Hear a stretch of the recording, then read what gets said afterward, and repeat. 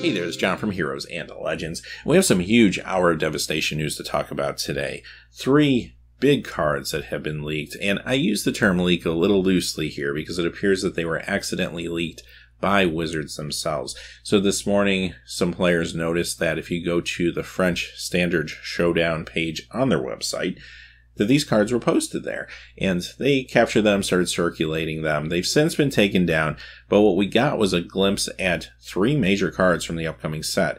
We have 2 Planeswalkers, one being Nicol Bolas God Pharaoh, which you see on the screen here, and we'll take a closer look at that in a moment. And we also got a Samut Planeswalker to look at, as well as a rare sorcery, which is very intriguing. Now, I will say these aren't officially confirmed yet, and things could change in production, but at least at this point, they look pretty legit. Quickly before we get started though, if you check out the description below, you'll find a couple ways to help support the channel, one of which is our Amazon affiliate store. Any purchases you make from any of those links, a small percentage comes back to help us out. Secondly, there's our Patreon page, another place to show your support for the channel. Always appreciated. Having said that, let's get into these 3 cards. We'll start off with Bontu's Last Reckoning, a 2 black and 1. It's a sorcery. Destroy all creatures. Lands you control don't untap during your next untap step. Okay, so let's unpack this. 3 casting cost board sweep. I'll say that again. 3 casting cost board sweep. For many, many years, 4 casting cost board sweeps were the standard, and they were very, very powerful. In fact, so powerful that Wizards has tended to move away from them in the world of standard and go to 5 casting cost board sweeps. Well, they're taking a risk and trying out something a little different here. This time we're getting a 3 casting cost board sweep that has a pretty hefty drawback to it. Now, don't get it twisted. That drawback is pretty severe in certain situations. Basically, you're getting time walked. You're still drawing your card, but for the most part, in a lot of situations, you're being time walked. Now, here's the deal though. That's certain situations, but there's other situations where this card is good, and I'm starting to think about maybe control builds. Now, yes, the first thing I want to call out is Sweltering Suns is a thing. That's a very good 3-drop that can actually deal with most problems on the battlefield, and because of that, maybe that simply inches this card out of the picture a little bit. But if you need to deal with bigger things, and it kind of depends on where the meta goes in the new standard, right? This is going to be a card that can do that in a very economical way. Now, if your opponent, say, completely drops their hand on turn 3, you could still find value here even if you do skip a turn. Now, that could happen maybe some more aggressive builds, but you could argue if you had access to red, Sweltering Suns could be the better play there. However, let's talk about control decks, for example. And maybe you allow your opponent to overcommit a little bit early on in the first few turns of the game. Maybe you don't play this until turn 4 or turn 5 when you can back it up with some counter magic. And you play this for 3, let's say you have 5 mana, play this for 3, 2 of your mana is still available for a censor or something like that, and then your next turn, yes, those 3 mana stay tapped, but you do play, hopefully, another land if you're on control, and now you still have 3 mana available to either cast something or hold up a counter spell.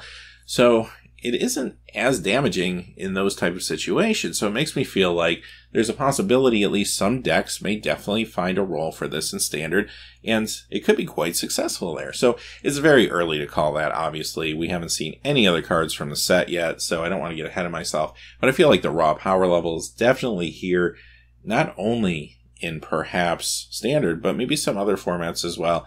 I think this card is actually really good, even though the drawback can at times be quite strong.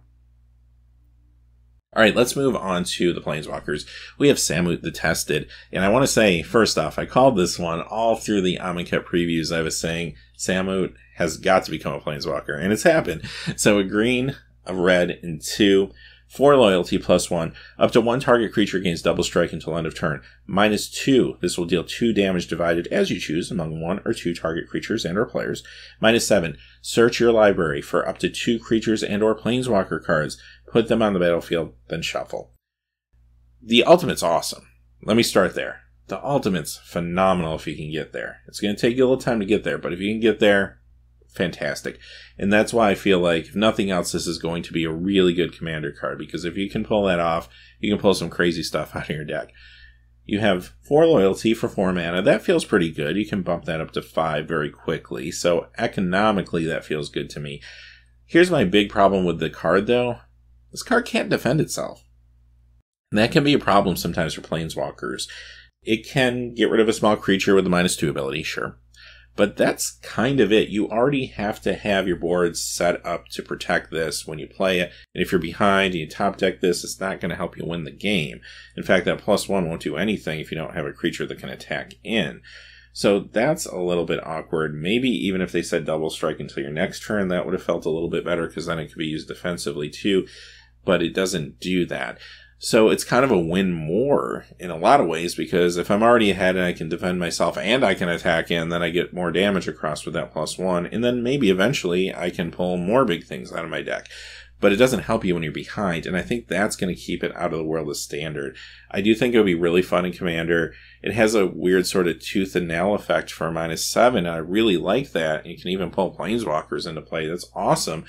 But I just feel like you might not live long enough to get there if you're already behind with this card. So I'm not really feeling high power level here, at least for the competitive constructive formats. All right, here's the big card of the day. Nicol Bolas God Pharaoh. A red, a black, a blue, and 4. Now you get 7 loyalty for the casting cost. That is a little bit expensive, but I do like that you're getting a healthy amount of loyalty. Plus, you could +2 it on your first turn, bringing it up to 9. It also has 4 different abilities. We've only seen this a couple times on a Planeswalker, but I like cards that are versatile. They give you a lot of options. This card does do that. Now that +2 is target opponent exiles cards from the top of his or her library until he or she exiles a non-land card. Until end of turn, you may cast that card without paying its mana cost. +1, each opponent exiles 2 cards from his or her hand. -4, this will deal 7 damage to target opponent or creature an opponent controls. -12, exile each non-land permanent your opponents control. Alright, let's start unpacking this. It's a little expensive, obviously. It costs 7. First off, I will say I do think this is a good commander card. It does a lot of things. It's not going to be extremely difficult to cast in the right commander deck as long as you have a good Grixis base around your mana. And hitting something really big with that +2 ability is probably more likely in a game of Commander than it is in, say, a game of Standard, right? So I do like this card a lot in that capacity. Now let's look at some of the other options here. The +1, each opponent discards 2 cards. Again, good for multiplayer, especially where you can do a lot of extra damage to people's hands because you have a number of people on board. So you're getting a lot there for that +1. Now, could turn the table against you, but it's still pretty interesting. The -4, so the card can protect itself. That's really good to see. Now, it's taking a big chunk of loyalty to do it. You could play this and it would go down to a 3 if you needed to immediately take care of a threat. That takes it a little bit low, brings it into, say, lightning bolt range or something like that. But at least it can do it if you need to. The -12, I mean, yes, that's very devastating, especially in a multiplayer game where you're hitting everybody's boards. However, your opponent's going to see this coming because it's going to take you at least a couple turns. Let's say, for example, you combo this with Dark Intimations, and it will take you 2 turns still to actually activate this, which means your opponents are going to see it coming, and they're going to be able to prepare over the next couple turns and not overcommit. So that is kind of a letdown considering how expensive this Planeswalker is. I kind of would like a bigger ultimate, if that makes sense, from this card. It's still a big ultimate, but I do feel like there's ways to kind of get around this, perhaps, for your opponents. Now, the question is, can this card make it into a competitive format like Standard? I think it could, assuming that we don't see any major bannings at the next ban and restricted list update. Temur Aetherworks has been a huge deck. The Aetherworks Marvel decks have been incredible. They've been very strong. And this card kind of fits into that game plan. Here's where I like it the most. Now, you'd have to tweak the mana base of, say, the Temur version a little bit to make this work. But if you did, and you have this in your deck, first off, if you happen to draw into your hand, then it's not going to be quite as stuck. Again, as long as you have a consistent mana base, it won't be as stuck as Ulamog. You'll be able to get it out a little bit quicker. Even though it's not going to be as powerful as Ulamog, it is a threat that your opponent is going to have to deal with. And at the very least, they're going to have to channel their energy into containing this threat. And it might open the door for you to get your Ulamog out or something else, get your Aetherworks Marvel online and working. So I find that interesting. I also think this could be intriguing in a mirror matchup between Aetherworks decks. If I happen to get this out and then I use that +2 ability, I could hit something really big for my opponent's deck that they're trying to hit with their Aetherworks, like an Ulamog, for example. That could be a huge play. Because of that reason, I think it's possible that we could see these maybe sideboarded for mirror matches, Or maybe they just play one or two of these in a tweaked version of the current Aetherworks decks we're seeing. I think it's very possible. Now, it's really early to start making metagame calls like that, obviously. We haven't seen any other cards from the set, so that is a big stretch. But at least initially, I think there's some potential for this card to see some standard play. And I feel like Wizards may have already implanted some other support cards in this set because it is such a key, noteworthy card as far as the lore goes. I feel like they probably would like to see it show up on camera at the Pro Tour.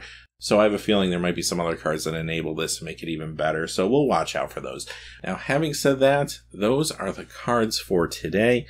And this has been a pretty big day. It's actually the second video I'm doing. We wrapped up our Commander Anthology series earlier today. So if you haven't checked that out, there's a playlist. You can find out all the cards that you get in that particular product if you're interested. But I'll be watching for more reveals, and eventually we'll be hitting spoiler season. And actually next week we'll be getting a look at what's in the Arch Enemy box set. So we'll be reporting on that as well. So until next time, hey, thanks for watching. Please remember to like and subscribe, and have a great day. Hey, thanks for watching. This video is made possible by the generous support of viewers like you on Patreon. Check out the description below for links to our Patreon page as well as our Amazon affiliate store, where a small percentage of all sales will also help support the channel. Finally, if you haven't had a chance yet to subscribe, hit that subscribe button so you don't miss any new videos on Heroes and Legends. Talk to you again soon, and have a great day.